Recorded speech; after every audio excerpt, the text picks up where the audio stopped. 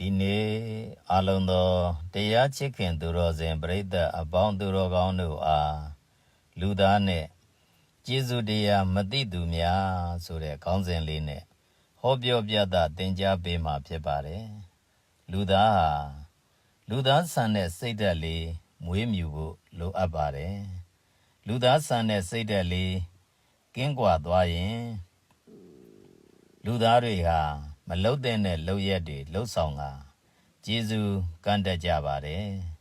မြန်မာမှာတလှုပ်စားဘူးသူကျေးဇူးဆိုတဲ့စကားပုံတစ်ခုရှိပါတယ်ကိုယ့်ဘဝအတွက်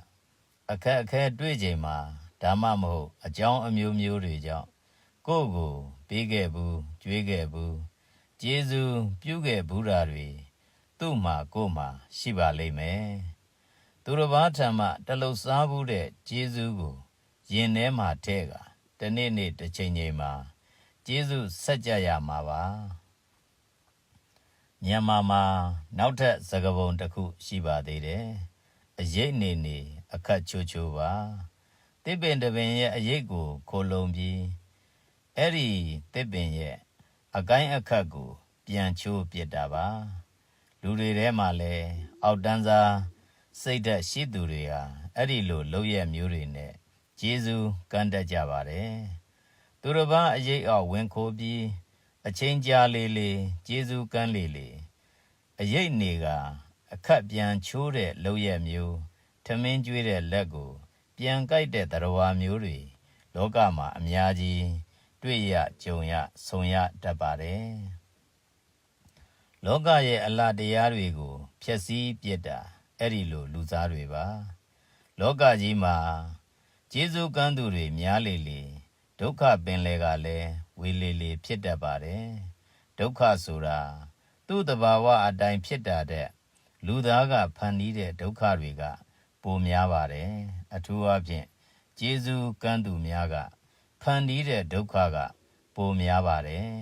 ဓမ္မပဒမှာတန်ကိစ္စသာမဏေရဝတ္ထုဆိုတာရှိပါတယ်အဲ့ဒီဝတ္ထုမှာတန်ကိစ္စသာမဏေငယ်လေးအပါဝင်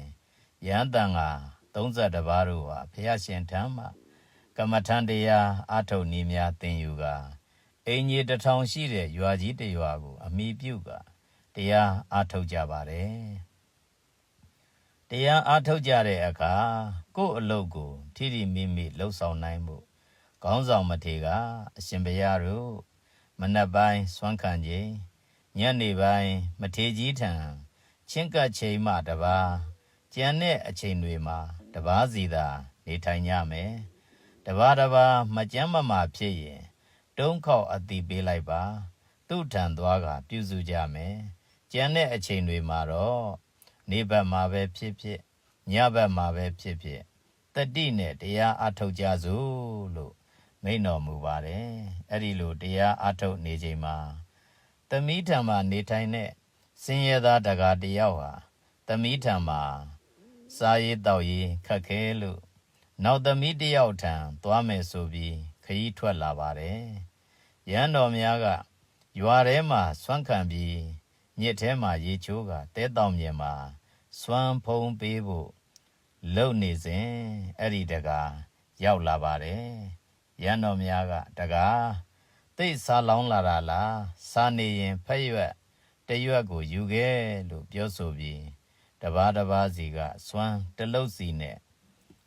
ဟင်းအနှဲငယ်စီထည့်ပေးကကျွေးမွေးကြပါတယ်အဲ့ဒီအချိန်တကားကရှင်ဘုရားတို့ကို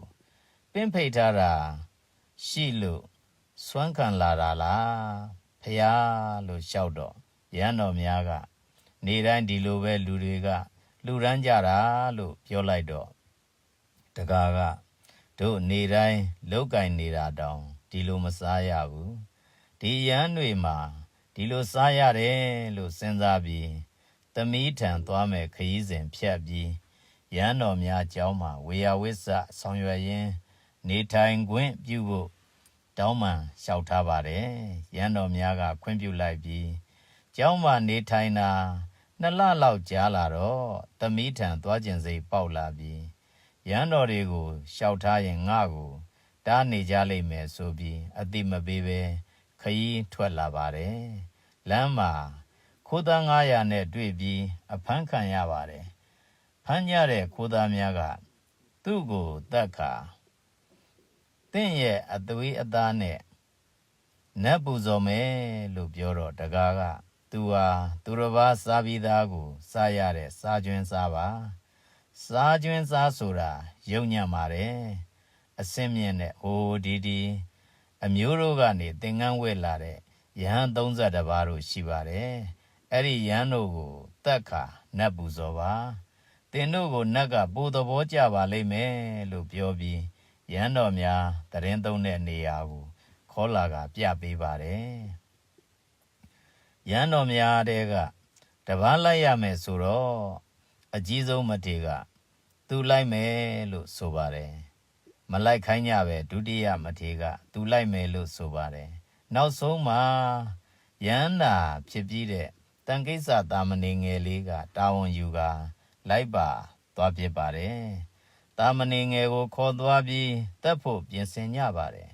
တာမဏေငယ်ကဇံဝင်စားကထိုင်နေပါတယ်သူ့ကိုဓာတ်နဲ့ခုတ်တဲ့အခါဓာတ်ဟာလိန်တွန့်ပြီးခုတ်လို့မရဖြစ်ကနောက်ဆုံးခိုးသူများတာမဏေငယ်ကိုကြည်ညိုသွားပြီးမတက်ဖြစ်တော့ပဲယဟန်ဝိခါယဟန်တာဖြစ်သွားကြပါတယ်ဒီဝတ္ထုမှာကြည်ရင်စားကျွင်းစားတကားရဲ့အရေးနေအခက်ချိုးကျေစုကံစိတ်ဓာတ်နဲ့ကိုလွတ်ယုံတတ်တဲ့စိတ်ဓာတ်ဆိုးကိုသတိပြုမိဖို့ပါလောကမှာပြဿနာတတ်တယ်ဆိုတာအဲ့ဒီလိုကျေစုတရားမသိသူများကြောင့်မဟုတ်ပါလားဒီတရားလေးနာကြားပြီးတော့တရားချစ်ခင်သူတော်စင်ပရိသတ်အပေါင်းတို့ဟာမိဘနဲ့သားသမီးဆရာနဲ့တပည့်အလုရှင်နဲ့အလုသမားဆရာနဲ့တကာသူဒုက္ခရောက်စဉ်မှာကိုကတက်ဆွမ်းသမျှကုညီဆောင်ရှောက်ကိုဒုက္ခရောက်ချိန်မှာလဲသူကပြန်လဲဆောင်ရှောက်ခါတဦးနဲ့တဦးကျေးဇူးပြုတ်တတ်တဲ့စိတ်ကောင်း